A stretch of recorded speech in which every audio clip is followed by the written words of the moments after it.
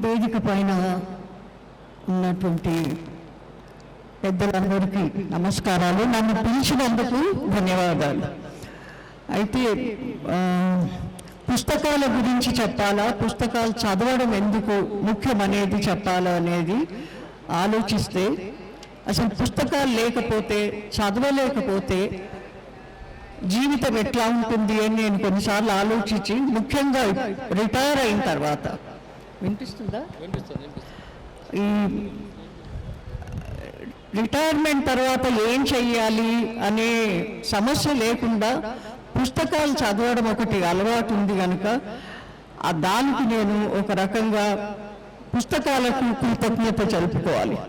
అవే లేకపోతే సమయం ఎట్లా గడుస్తుంది అని అనుకుంటాం. అయితే ఒక 2 విషయాలు నేను చెప్పదలుచుకున్నాను. ఒకటి, ఈ మధ్య చరిత్ర అనేది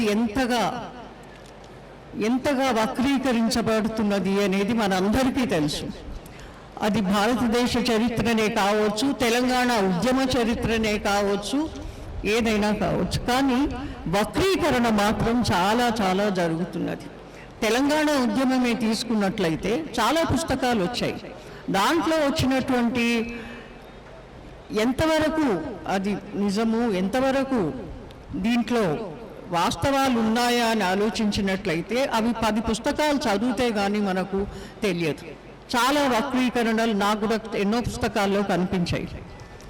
ఇప్పుడు అంటే అవన్నీ కూడా చెప్పడానికి సమయం లేదు, బహుశా ఇప్పుడు అవసరం లేదేమో. అయితే భారతదేశ చరిత్ర గురించి వచ్చినటువంటి వక్రీకరణ చూసినట్లయితే మనకు ఎన్నో అసలు పీరియడ్స్ లేకుండా పోతున్నాయి. మొఘల్ హిస్టరీ లేదు, ఎన్నో లేవు దాంట్లో. ఆ పుస్తకాలు ఇప్పుడు మార్పులు చేసినటువంటివన్నీ కూడా స్కూళ్ళల్లో కనుక అవి చెప్పినట్లయితే భావితరాలకు భారతదేశ చరిత్ర ఏం తెలుస్తుంది అనేది పెద్ద ప్రశ్న. ఇవి నిజంగా 10 పుస్తకాలు చదివితే కానీ మనకు అర్థం కాదు. అయితే పెద్ద ప్రశ్న ఏంటంటే, ఇప్పుడు ఈ తరం వాళ్లకు, పిల్లలకు చాలా మందికి పుస్తకాల కంటే ఎక్కువ సెల్ ఫోన్లు అలవాటు అయిపోయినాయి. అన్ని సెల్ ఫోన్ అంటే ప్రపంచం, దాంట్లోనే వార్తలు, దాంట్లోనే పుస్తకాలు, దాంట్లోనే విమర్శలు, విశ్లేషణలు అన్నీ. పుస్తకం అనేది పట్టుకొని ఆ ఫీల్ ఆఫ్ ద బుక్, ఆ పేపర్ పట్టుకొని, న్యూస్ పేపరే కానీ పుస్తకమే కానీ పట్టుకొని చదువుతున్నంత ఆనందం సెల్ ఫోన్లో ఉంటుందా అని నేను ఎప్పుడు అనుకుంటాను. ఎంత చదివినా సెల్ ఫోనే.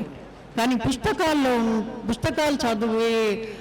చదువుతున్నప్పుడు వచ్చే జ్ఞానం సంగతి అటుంచి ఒక రకమైనటువంటి అనుభూతి కలుగుతుంది.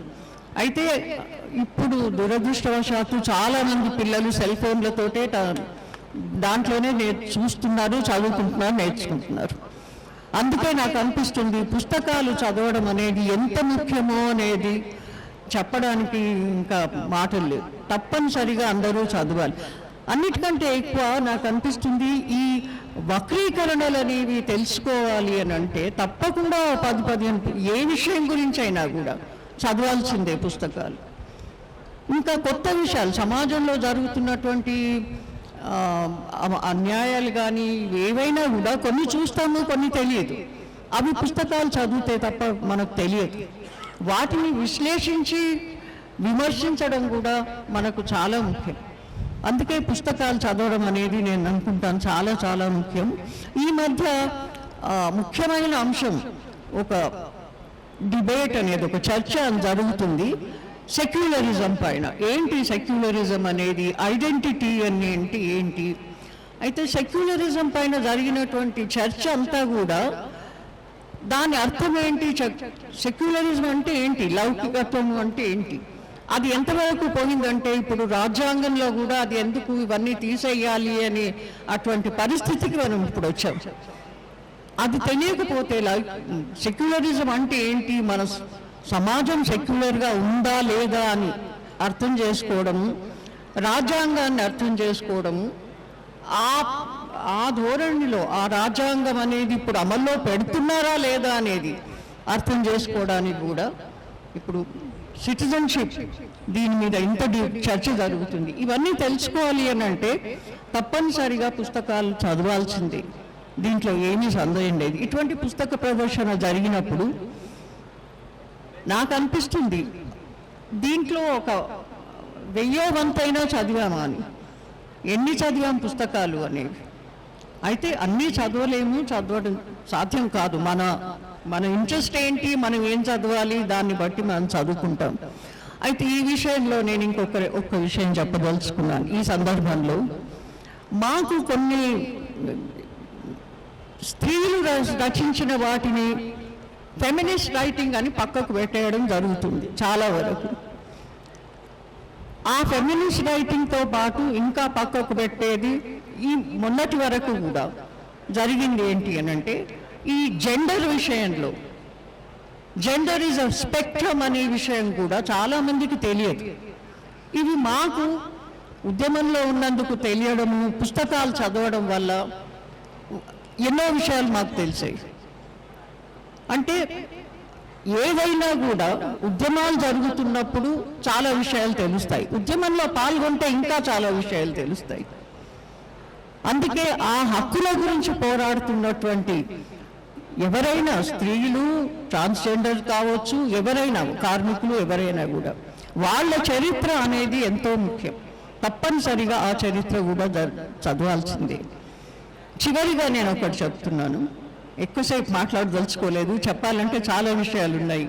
అయితే చివరిగా ఒకటి, బయోగ్రఫీస్ అనేవి ఎందుకు ముఖ్యం అంటే, ఎవరి బయోగ్రఫీ, ఆటోబయోగ్రఫీ అది. నేను ఈ మధ్య ఒక బయోగ్రఫీ చదివాను.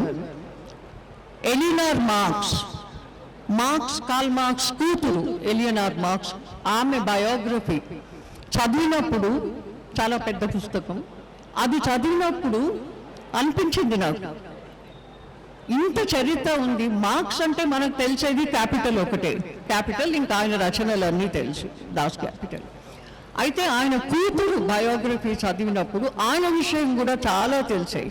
ఆయన జీవితం ఎట్లా ఉండింది, ఆమె జీవితం ఎట్లా ఉండింది, వర్కింగ్ క్లాస్ మూవ్మెంట్ ఇంగ్లాండ్లో ఎట్లా ఉండింది అనేది ఒక పర్సనలైజ్ చాలా ఇన్సిడెంట్స్, అవన్నీ కూడా ఆ పుస్తకంలో చాలా చక్కగా ఆమె జీవితం గురించి రాయారు. అది తప్పకుండా చదవండి, ఇంట్రెస్ట్ ఉన్నవాళ్ళు తప్పకుండా చదవాలి ఆ పుస్తకం. ఇంకో పుస్తకం, ఇవి అన్నీ కూడా ఏంటంటే ఫిలాసఫీ, ఇప్పుడు అది ఎగ్జిస్టెన్షియలిజం కావచ్చు, ఏదైనా కావచ్చు. ఈ మధ్య ఇంకొక పుస్తకం నాకు చదివింది, చాలా ఐ వాజ్ వెరీ ఇంప్రెస్డ్. అదేంటంటే అండర్ ది ఎగ్జిస్టెన్షియలిస్ట్ ట్రీ అని. అది అసలు ఆ ఎగ్జిస్టెన్షియలిజం అనేది ఎట్లా చర్చించబడ్డది, వాళ్ళందరూ కూడా, ఈ ఫిలాసఫర్స్ అందరూ కూడా ఎట్లా చర్చించారు అనే పుస్తకం. చాలా చక్కగా అది చదివినప్పుడు అసలు ఆ ఫిలాసఫీ గురించి కూడా కొంత అర్థమైంది. ఇంకా చెప్పాలంటే నాకు చిన్నప్పటి నుంచి కూడా పుస్తకాలు, పేపర్లు అనేవి అది జ్ఞాపకం కూడా లేదు ఎప్పుడు మొదలు పెట్టాము. అయితే మొదటిసారి నేను చదివినప్పుడు శరత్ చంద్ర చటర్జీ, రవీంద్రనాథ్ ఠాగూర్, బంకిం చంద్ర చటర్జీ, వీళ్ళ పుస్తకాలన్నీ కూడా చాలా స్కూల్లోనే మనం చదివాం. ఆ తర్వాత ఇంకా వేరే పుస్తకాలు ఎన్నో చదవడం, ఇవన్నీ కూడా it makes your personality, it makes your understanding wide, it widens your understanding. అది అర్థం చేసుకోకపోయినట్లయితే ప్రపంచాన్ని కూడా మనం అర్థం చేసుకోలేము. అందుకే చదవాలి తప్పనిసరిగా.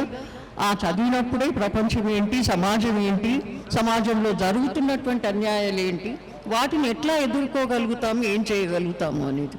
లౌకికత్వము, ఈవెన్ రోమిలా థాపర్ రాసినటువంటిది పాస్ట్ యాజ్ ప్రెజెంట్ అని, అంటే గతాన్ని ఇప్పుడు ఎట్లా ప్రెజెంట్గా చేసి ఎంతగా దాన్ని వక్రీకరిస్తున్నారు అనే విషయం గురించి చెప్తుంది. అందుకే చరిత్ర అనేది నా దృష్టిలో పుస్తకాలు చాలా చాలా ముఖ్యం. తప్పనిసరిగా అందరూ చదవాలి. ఇటువంటి ప్రదర్శన జరిగినప్పుడు మనకు తెలుస్తుంది మనం నిజంగా ఎంత, ఒక రకంగా చెప్పాలి అంటే తక్కువ చదివిన వాళ్ళం, అజ్ఞానులమ్మని. సో ఇక్కడ ఉండే యూత్ అంతా కూడా నాది ఒకటే advice, please don't all the time be stuck on your cell phones. Cell phones పక్కకు పెట్టి, టీవీలు పక్కకు పెట్టి తప్పనిసరిగా పుస్తకాలు చదవండి. అవి చదవకపోతే మనకు ఆలోచన ఉండదు, జ్ఞానం అనేది అంతకంటే ఉండదు. Thank you very much.